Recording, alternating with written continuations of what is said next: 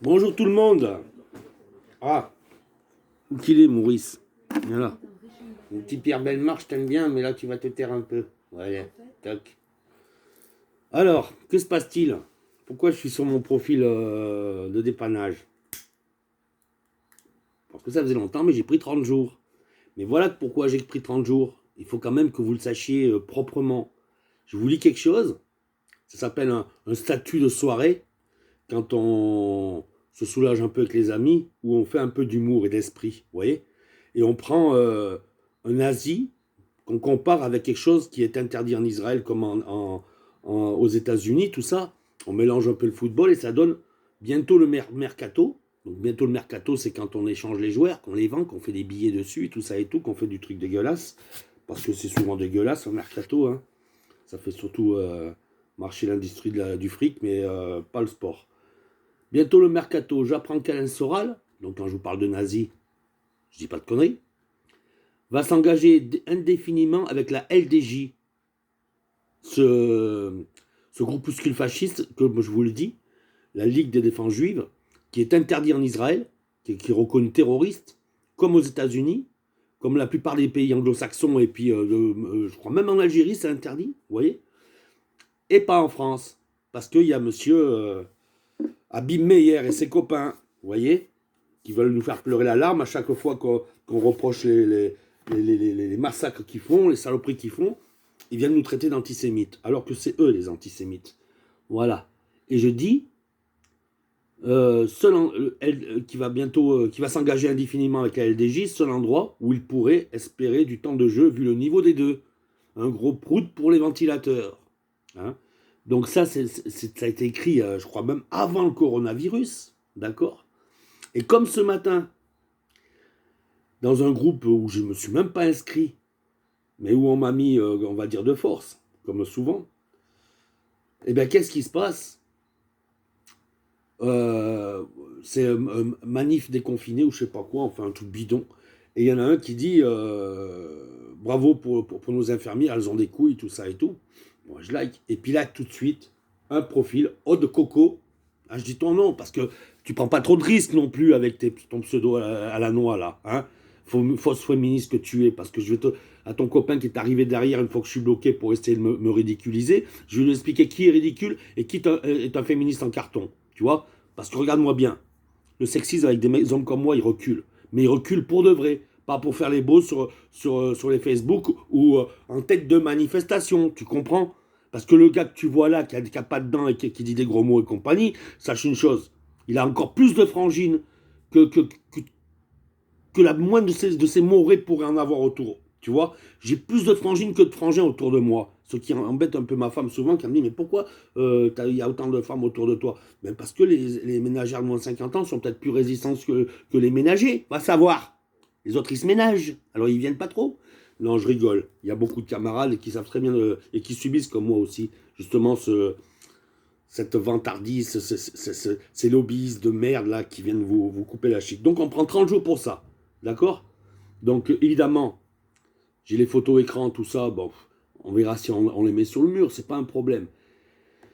Mais moi, qu'est-ce que je fais là-dedans? Tu sais, j'essaye d'expliquer, tu sais, que voilà, qu'il n'y a pas de. Il y a un suivi dans ces discussions. Hein, et j'explique surtout quelque chose que je répète en permanence. Dans la loi, les choses sont bien faites. L'atteinte à la personne touche tous les sexes, tous les âges. On arrête d'oublier les gosses, par exemple, hein, pour mettre les madames devant. Je suis désolé de vous le dire, mais c'est la vérité. Hein. Le rôle d'une mère, c'est d'être maman, avant d'être femme. Vous comprenez? Et c'est le rôle de Marianne. C'est pour ça qu'on ne risque pas d'être un pays de sexistes. On est tous enfants de Marianne, tous enfants d'une femme. Alors, bien sûr, ça ne plaît pas à Haute Coco. Et là, il y a Jérôme Lanuzel qui vient me dire arrête de parler de sexisme, tu n'y connais visiblement rien du tout. Un peu d'humilité, s'il te plaît, tu te ridiculises. Non, tu t'es ridiculisé, je te le répète. Je suis Stéphane Vidal, le pâtéro, avec un putain de parcours, un putain de vécu, tu vois, qui ne peut pas permettre de rester calme avec les images qu'on a. Ça peut pas, avec les charlots qu'on a devant nous, on ne peut pas rester calme. Parce qu'on n'était pas dans le blabla, à s'entourer de blabla et de blabla. On était tout seul. Là où on a fait marcher les choses. Par exemple, quand tu as la petite stagiaire, tu vois, qui sort de l'école des matons, qui arrive là, où il y a tous ces gros contes sexistes en bleu, tu vois, qui la poussent en promenade pour faire aboyer toutes les fenêtres, tu vois, où là, c'est du détenu qui, lui, je veux dire, il est moins sexiste que le trou du cul en bleu, tu vois, mais il va se lâcher, tu vois, avec des choses vraiment dégueulasses, des mots dégueulasses. Et je vois pas pourquoi cette stagiaire devrait se faire éduquer de cette manière alors que ça n'arrivera pas aux stagiaires mâles, tu vois. Donc là, le Vidal, il ouvre sa gueule, le Patero, il ouvre sa gueule, tu vois, il fait péter ses grâces, il fait péter ses remises de peine, tout ça, pour la petite sœur qui n'est pas de son camp, tu vois, et qui n'est pas du camp de l'allemand non plus. C'est voilà, c'est pas parce que c'est elle qui ouvre, qui ferme la porte que je dois être désagréable avec elle, et c'est pas pour ça que je dois être plus dur avec elle qu'avec le gros pachyderme qui ira toujours emmerder le gamin plutôt que le bonhomme, tu vois. Donc voilà. Donc on dit avoir des couilles parce qu'on dit avoir des couilles, c'est comme ça. On pourrait dire avoir des ovaires, souvent je le dis, et ça donne la même chose. Face au même cancre, ça donne la même chose. Tu vois. On veut corriger des mots, mais le bien-être, non. Le bonhomme que tu es en train de regarder, espèce de Charlotte Jérôme de mes couilles, là, hein, combien de fois il s'est levé la nuit pour aller chercher une bonne femme qui est en train de se faire tabasser? Hein? T'étais là, toi? Vous étiez là, vous? Non, vous n'étiez pas là. Vous êtes du genre à toujours japper devant les autres, à vous montrer devant les autres. Mais si jamais il y a un homosexuel qui se fait tabasser, ou un arabe, ou un noir, ou une femme sur le capot de la voiture, quelles que soient vos décalcomanies, I love la femme, I love machin sur la voiture, vous allez monter les fenêtres et fermer vos gueules. Pour avoir un visage comme ça veut dire simplement que toi, tu la fermes pas ta gueule. Tu vois? 10 contre 1, rien à foutre. Alors, ne viens pas me caguer dans le short, tu sais, avec tes 20 ans de Facebook, là, et puis t'as ton petit lobby de merde. Voilà. Les féministes, les vraies, celles qui jappent pas, celles qui vont chercher des associations, monter des associations pour venir vraiment en aide aux bonnes femmes qui ont besoin. Tu vois, je dis bonne femme, et je le redis, bonne femme. Voilà. Parce que il n'y a pas de péjoratif dans ce que je dis. D'accord? Je me sers de mon Becherel à moi qui a toujours vécu à la dure. Mais ça, tu peux pas le comprendre. T'es un blaireau. Tu peux pas comprendre les choses. C'est comme chercher à bloquer quelqu'un sur 30 jours en utilisant un petit pâté qu'il a fait il y a 4-5 semaines. Il faut vraiment être, mais râlez pas crête, quoi. Surtout que c'est parti en SMS direct chez tous les vrais de France, tu vois. Pas les charlots, pas les charlottes. Les vrais Français, tu vois. C'est-à-dire qui s'appellent Mohamed ou Fatima, Michel ou Michel, parce qu'il y a des Michel avec un zizi et avec des zézettes, hein, tu vois. Ça se dit pareil, tu vois. Alors comment je fais? Je suis sexiste ou c'est féministe, moi, je sais plus. Donc moi, je suis fils de Marianne, je suis pas fils de pute. T'as bien compris? Donc, tu me fais bloquer 30 jours, ça me permet d'ouvrir un compte qui était un compte de dépannage, et là, je trouve des menaces.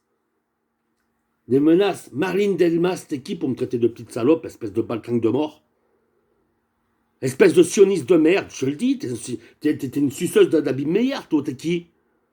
Et derrière, avec ton faux profil, tu menaces Aloïs, mon fils. Mais jamais tu pourras l'approcher, Aloïs, rigole pas. Tu sais qu'est-ce qu'il y a comme vrai bonhomme et vraie bonne femme autour d'Aloïs? Mais tu rentres chez toi, découper un petit bout de viande dans un carton. Arrête Mais putain, arrête de vouloir. Putain, mais oh!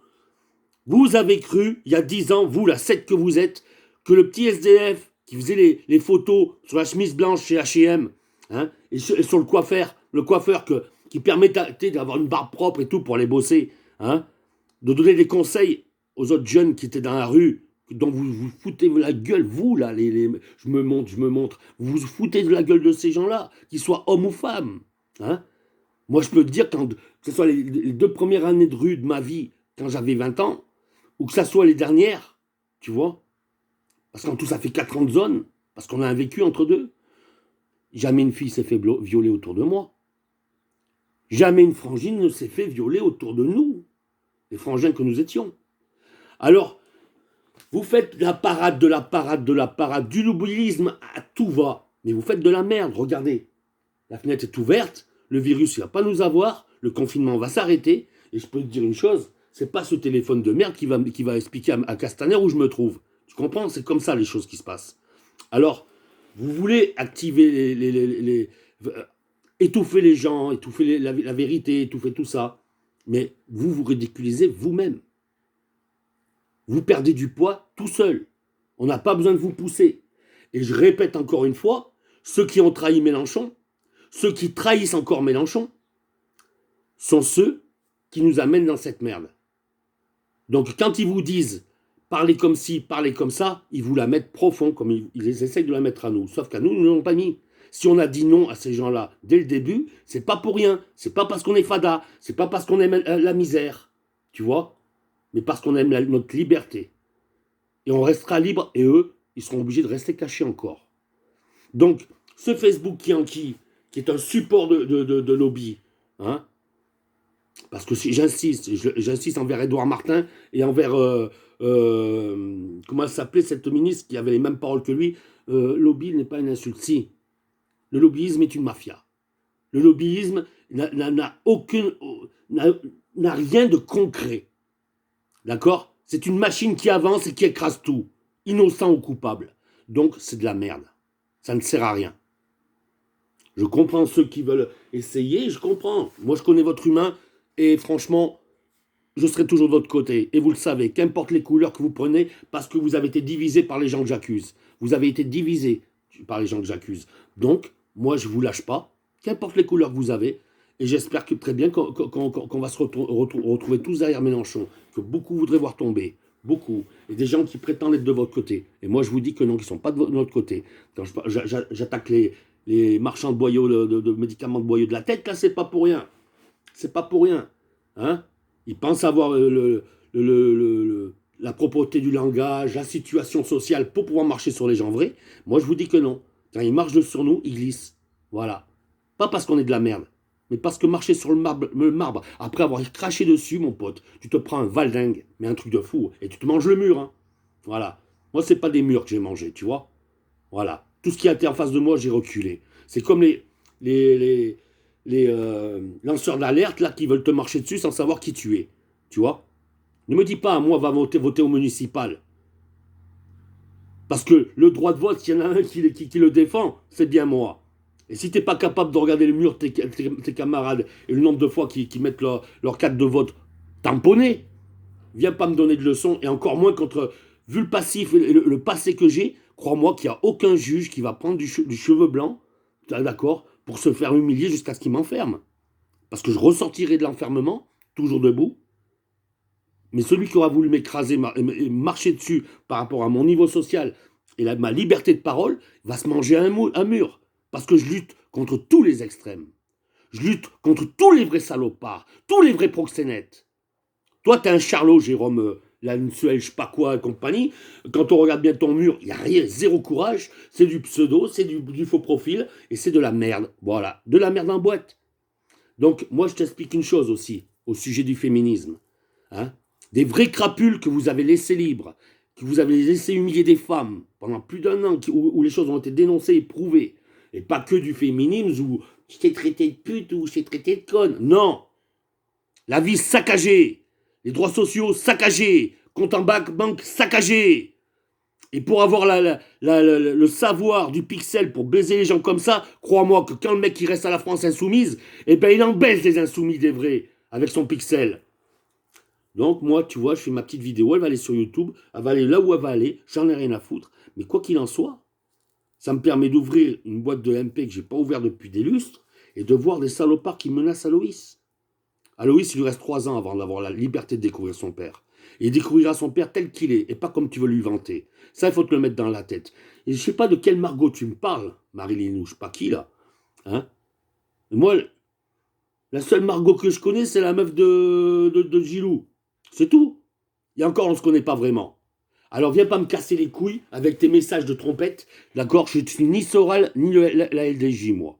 D'accord? Ni sioniste, ni antisémite. Je suis Vidal Stéphane, le fils de Marianne, le patéro, le bâtard de la République. Et je peux te dire une chose, quand tu seras bouffé par les asticots, des gens comme moi, il y en aura encore. Encore, et même dans 200 ans, il y en aura encore. C'est ça qu'il faut te mettre dans la tête. T'as bien compris? Et je peux te dire que... Voilà. C'est comme pour les frangins réfugiés. C'est pas le moment qu'il se livre, je vais pas lui tirer les verres du nez. Il mettra le temps qu'il mettra pour me raconter s'il en a besoin, les souffrances qu'il a traversées, même si je les connais déjà. Quand il aura besoin de se faire du bien avec moi, il aura une oreille. Mais c'est pas moi qui va aller le bousculer, parce que je suis pas un violeur, justement. Ce qui n'est pas ton cas à toi. C'est toi, là, qui me fait bloquer pendant 30 jours. Je suis pas un violeur, moi. T'as bien compris?